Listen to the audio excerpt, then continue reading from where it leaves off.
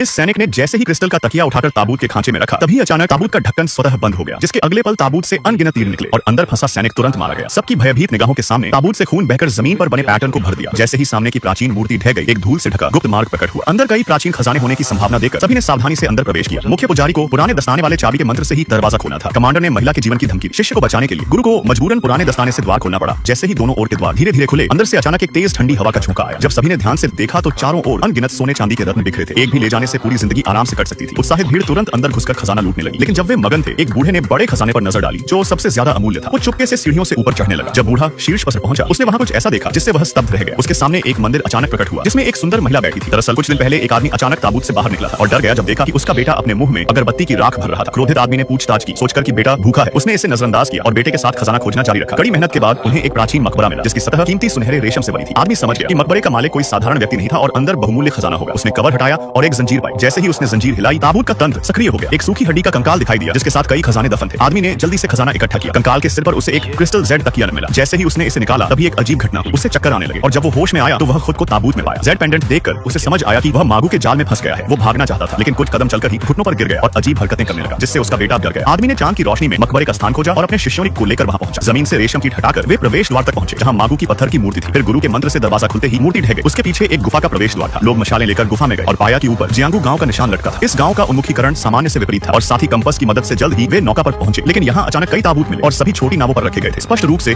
इन नावों से ताबूतों की तस्करी करने की योजना थी। मास्टर युआन अपने हाथ के कंपास से आगे बढ़े, लेकिन आधे रास्ते में ही मौसम खराब हो गया। आकाश में गड़गड़ाहट, पर आधे दिन बाद भी बारिश नहीं हुई। और अजीब बात यह थी कि आकाश में दो चंद्रमा दिखाई दे रहे थे। मास्टर युआन को एहसास हुआ कि ताबूत पहाड़ की प्राचीन कब्र उनके पैरों के नीचे झील में हो सकती है। इसलिए शिष्य ने खतरे के बावजूद पानी में जाने का फैसला किया। वास्तव में अचानक उसे कब्र का दरवाजा मिल गया था। लेकिन जब शिष्य ऊपर आया, तभी नाव अचानक हिलने लगी। आकाश में दो चंद्रमा एक हो गए थे, जिससे झील पर भारी बाढ़ आई। नाविक ने सबको जल्दी से ताबूतों में जाने को कहा। जल्द ही एक विशाल भंवर ने पूरी नाव को निकल लिया था। जागने पर वे एक ताबूत पहाड़ पर थे। फिर बूढ़े के नेतृत्व में उन्होंने आखिरकार मागू की कब्र खोज निकाली, जो अनगिनत सोने के गहनों से भरी थी। लेकिन तेज नजर वाले बूढ़े ने सोने की परवाह नहीं की, क्योंकि सीढ़ियों के ऊपर सबसे कीमती खजाना था। जब वह शीर्ष पर पहुंचा तो ऊपर की महिला की सुंदरता को देख सुन्न पड़ गया था। महिला एक मागू जेड गर्ल थी। बूढ़े को जमीन पर घुटने टेकते देख उसने एक अमूल्य फूल निकाला। उसी समय मास्टर युआन, जिन्हें कुछ गड़बड़ लगी, तुरंत दौड़े। लेकिन बूढ़ा पहले ही यांग ऊर्जा से सूख चुका था और मागू भी राक्षसी में बदलकर सबसे लड़ने लगी। लेकिन वह मास्टर युआन की प्रतिद्वंद्वी नहीं थी। हार देकर मागू ने खुद को मास्टर की बेटी बना लिया और उसे परिवार मिलन के दृश्य में ले गई। जब मास्टर युआन जाल में फंसने वाले थे, सौभाग्य से उनकी बेटी के छोड़े एक खिलौने ने उन्हें जगा दिया। और इस बार मास्टर युआन ने दया नहीं दिखाई, निर्णायक रूप से एक घातक जादू किया और इस तरह सफलतापूर्वक मागू को मौत के घाट उतार दिया। अंत में गुरु और शिष्य खजाने के साथ पानी की सतह पर लौट आए।